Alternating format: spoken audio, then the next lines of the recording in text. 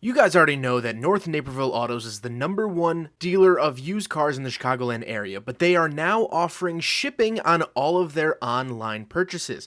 That's right, if you buy a car at North Naperville Autos online, it'll be shipped directly to your front door.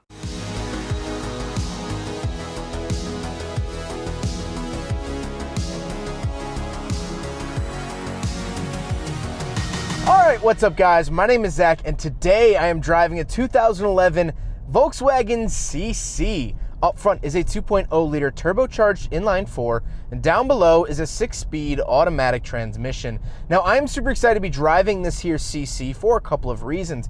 First of all, I've known about these cars for quite some time, but I still have never filmed one. I've had a couple friends that have owned them, and people seem to really like these cars, but they've gone away. And so we'll be talking about that a little bit later on in the video. But before we get on with anything else, I have a website, zackpradel.com, where you could submit your own vehicle to be reviewed by me, if that is something that you'd like, through a very quick and easy submission form. You can also buy merch. I have this retro sticker pack available, as well as you could read my behind the scenes blog to see what I'm going to be posting on the channel before I actually do.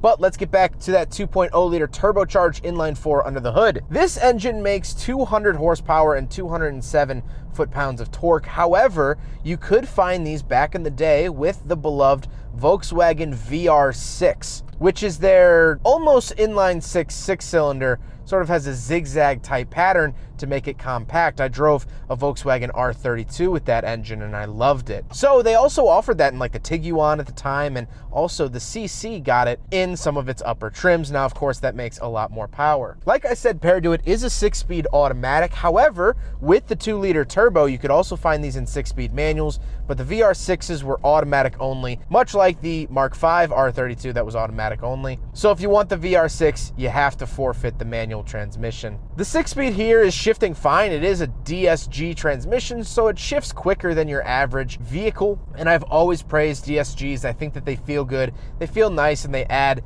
an interesting dynamic to the driving experience. Last but not least, this here is front-wheel drive. However, you could find 4Motion CCs, which were all-wheel drive. The other thing I wanted to talk about with the CC is the name. So CC stands for Comfort Coupe.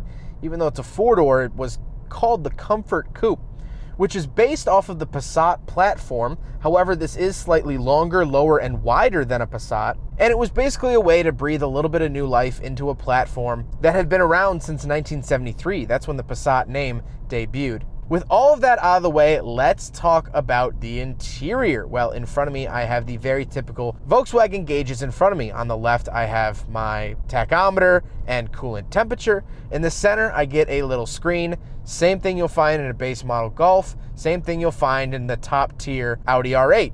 And then moving off to the right, I have my speedometer and my fuel. On the steering wheel, I have my volume, skip track, and phone options on the left.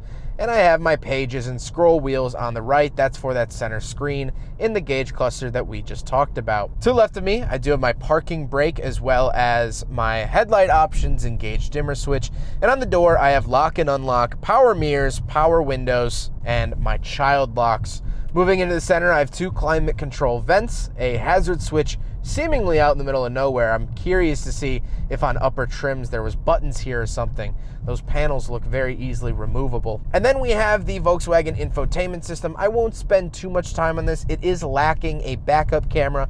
Does not have a backup camera. It's a slightly dated system, but honestly, I think it holds up really, really well for being 11 years old. I think it still looks decently modern, and I honestly prefer this over the new stuff that Volkswagen is doing. Like this you're seeing now, the Volkswagen GTI from 2022.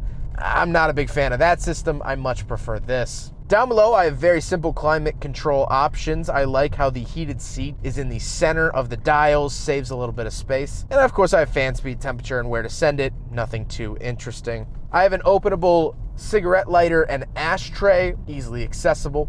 And then I have the shifter and shifter area. The actual shifter itself feels nice in my hand, has a nice satisfying click when you put it into drive neutral, or reverse. And it has this nice chunky button on the side that I like. To the left, I do have my traction control off and auto holding brake, which is fantastic for 2011. By the end of the 2010s, it was pretty much in every single vehicle you could buy. But here in 2011, that was a pretty prime new feature, and I really, really like that. And then, of course, I have other dead switches because this isn't a top trim vehicle. Then I do have cup holders, so we will do a big friggin' bottle test, and unfortunately, the Volkswagen CC fails the big friggin' bottle test. Then I do get a center console with an aux in. However, the lid is not very happy to open. Might be just this specific CC, but a little note there. And then we gotta talk about the seat. My seat is power as well as it is heated, which is very, very nice. And I'm enjoying, yes, it is 40 degrees out today, but there's still a little bit of chill in the air, a little bit of snow on the ground. So I do like my heated seat on, climate controls off. It's the way I am, and I'm really, really enjoying that. But speaking of seats, we do have back seats. So let's go do a back seat review. All right, so we're in the back of the 2011 Volkswagen CC, and a couple of interesting things to note back here. First of all, I wasn't really on board with the CC name because, well, it's not a coupe, it's a 4-door. However, it does kind of have a coupey little feature back here because it is a 2+2. You get this center console built in. You don't get a third seat in the middle that has 2 cup holders, some little storage cubbies, and then a larger storage cubby down below here. So sitting back here, you do feel like a coupe, but you don't have any of the coupe issues getting in and out because you get your own door, which is fantastic. Sitting normally, my head's coming a little close to the ceiling, but to be expected with a sedan. My knees are not hitting the seat in front of me. This is my driving position, which is fantastic. And overall, the space back here isn't bad at all. I do also get this middle armrest that I can just rest on. No cup holders or anything in there. Let's go take a quick look at the trunk, and then we'll talk about the looks. All right, so around the back of the Volkswagen CC, and one of my favorite things about these Volkswagens is that, where do I open the trunk? Well, you actually use the emblem, which I think is just so cool. And honestly, it opens up with a lot of force. But anyway, once we are in the back, you get a nice full-size trunk. Very, very typical of sedans. Nothing really to note besides some tie downs up there. You can also look under here. You do get a full-size spare, which is very, very nice for the CC and something you don't really see in modern cars too much anymore. But that is the trunk of the Volkswagen CC. Now we gotta talk about the looks, and honestly, I like the look of the CC better than the Passat. I don't know, I know that this basically is a Passat just in cosplay a little bit, but I think that this looks a little bit more refined, a little bit sportier, and that's definitely what Volkswagen was trying to do. They weren't trying to reinvent the midsize sedan, they were just trying to put a fun little spin on it, and that's exactly what they did here with the CC, and that's what I'm on board for. But with all that being said, let's get to my final thoughts and talk about the fact about how the CC didn't really make it that far. The reason I say that is that this car started in 2011 here in the United States and ended in 2016. It's only a 5-year model run, which in terms of automotive history is a blip compared to your Corollas that have been around since the 70s and your Jeeps that have been around since World War II. And so the car started decently strong in 2011. They sold 29,502 Volkswagen CCs the year this car was made, 2011. Great start, sure. Entering a new vehicle into market, not the easiest thing to do. But since then, sales dropped consistently every single year. 2012 was 21,000, then 15,000, then 9,000, then 6,000, then 3,000, then 1,000, and they still had these things sitting around in 2018 and 2019, where they sold 400 in 2018 and 59 in 2019. I can't imagine the discounts owners would get for these vehicles. But honestly, I don't view the CC as a failing car. I think it does everything adequately. It's a bigger chassis than like a Jetta, so I'm more comfortable in here. I think it has nice features in here. Sure, it's missing a thing or two here and there, but this isn't the top trim either, so I can't really blame it. I'm having a good experience, and I honestly would feel that a CC would be a good purchase. But I think it comes down to the prison of choice. In a free market, you would assume that the more choice is the better. It's always more choice is better. But there comes a point where you really just start splitting your own demographic. Because picking between this and a Passat, there's not that much different. It's really just looks. And so people who bought CCs probably would have bought Passats anyway, but just liked the way that they looked a little differently.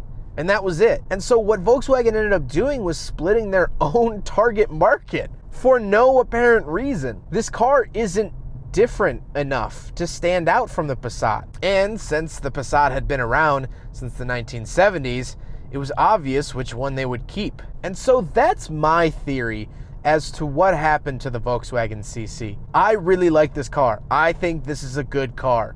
I want that to be known.